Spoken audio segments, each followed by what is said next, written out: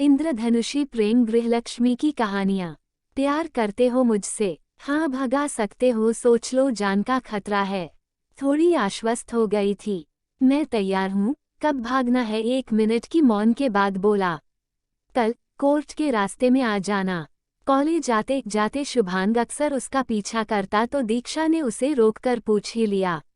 उसका मन अपने घर वालों से भर चुका था। एक तो कमसिन उम्र थी, उस पर सभी दुश्मन।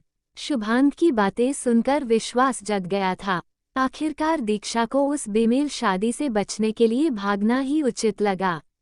ये कहानी है दीक्षा की, जो माता पिता के तलाक के बाद बुआ के साथ रही।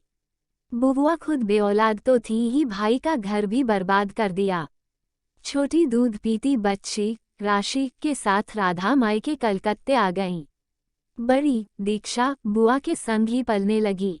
देखते ही देखते 18 की हो गई और कॉलेज जाने लगी। माँ के बिना बच्चा जैसे बड़ा होता है वैसी ही थी दीक्षा, डरी सहमी पर बेहद खूबसूरत।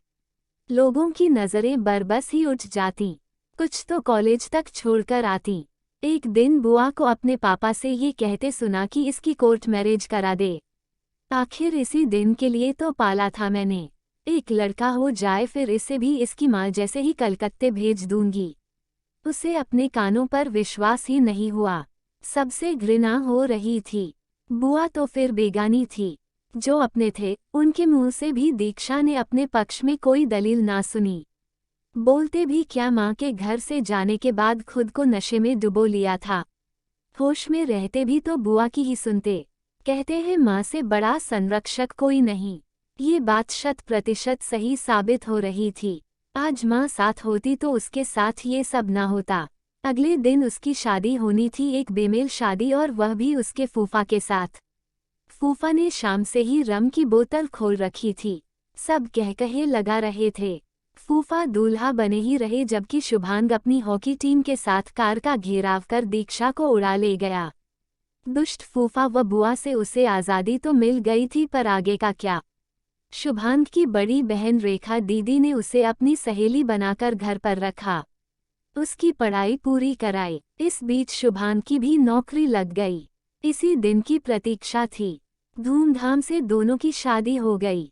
2 साल तो हंसी खुशी गुजरे, पर फिर उसे अकेलापन घालने लगा।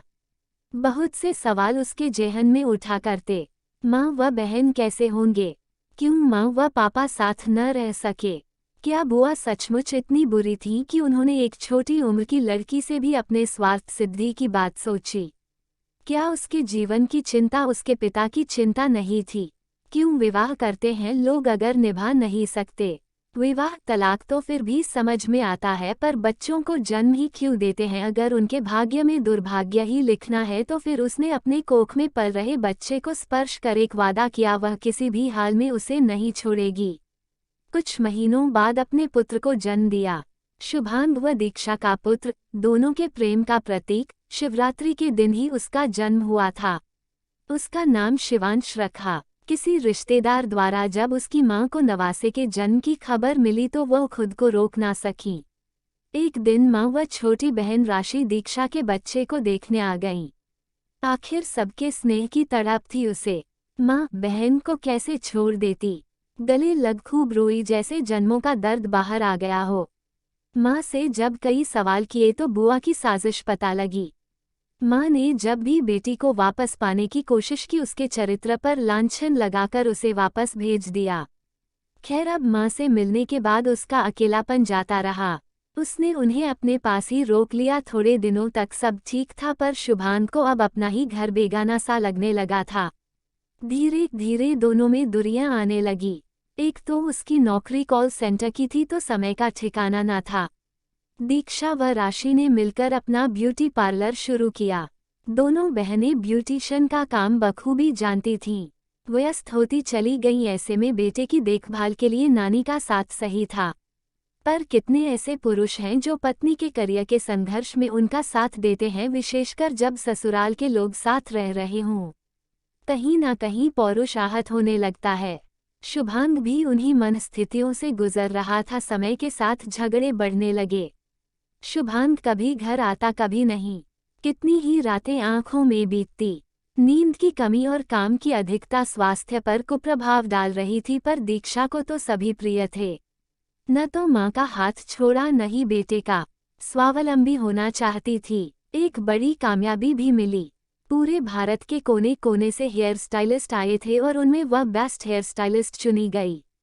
उस दिन जब उसका हाथ थामे माँ, बहन व बेटा साथ खड़े थे, तब आंखें उस शख्स को ढूंढ रही थी जिसने बिना सवाल जवाब के उसे अपना लिया था। उन्हीं मजबूत कंधों को ढूंढ रही थी जिनके सहारे उस नर्क से निकल पाई थी। आखिर वही तो था उसका सहचर, उसका सबसे बड़ा बल, जिसके कारण आज ये शुभ दिन आया था। काम के पीछे भागती वह पकड़ कब ढीली पड़ गई पता ही नहीं लगा। यही सब सोचती घर लौट रही थी। ड्राइविंग करते हुए चक्कर आने से एक्सीडेंट कर बैठी। अस्पताल पहुंचाया गया तो कैंसर के शुरुआती दौर का पता लगा। लगभग 3 माह तक दीक्षा की कीमोथेरेपी चलती रही। शुभांग को अपना संसार लुटता सा प्रतीत हो रहा था। वह दीक्षा के बिना जीवन की कल्पना भी नहीं कर सकता था। कहीं न कहीं स्वयं को जिम्मेदार मान रहा था।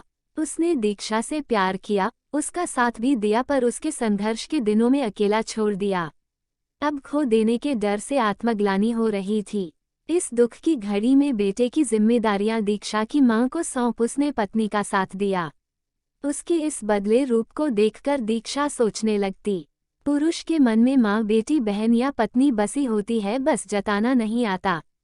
भावनात्मक स्नेह प्रकट करते हुए हम आड़े आता है। पुरुष पुरुषार्थ की भाषा जानता है। शक्ति का प्रयोग आसान लगता है। स्त्री को समर्पित देखना चाहता है, पर अपने अहम का समर्पण नहीं कर पाता। जब तक वस्तु स्थिति सामने आती है, अक्सर देर हो जाती है। खैर, शुभांग के प्यार व सेवा ने दीक्षा को मौत के मुंह से निकाल लिया। मन के मैल धुल गए तो बारिश के बाद साफ आसमान में सतरंगी इंद्रधनुषी प्रेम शेष रह गया था।